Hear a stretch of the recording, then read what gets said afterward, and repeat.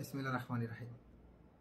ইসিজিতে ventricular septal defect diagnosis করার জন্য আমরা একটা ফেনোমেনা দেখি, যেটার নাম হচ্ছে ক্যাটস ওয়েসেল ফেনোমেনা। এটা খুব সেন্সিটিভ টেস্ট বা একটা খুব সেন্সিটিভ একটা ফেনোমেনা ফর বিএসডি।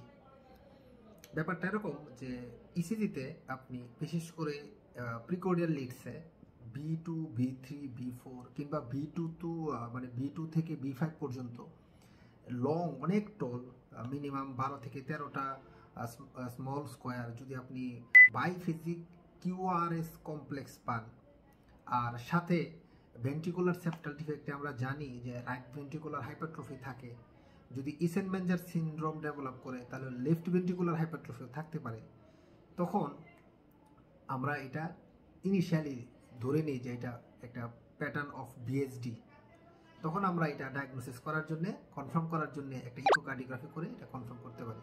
সুতরাং ইনিশিয়ালি আপনারা একটা ইসিজি করেও একটা বাচ্চার আপনি কিন্তু সাসপেক্টেড করতে পারেন যে পেশেন্টের বিএসডি আছে কি নাই।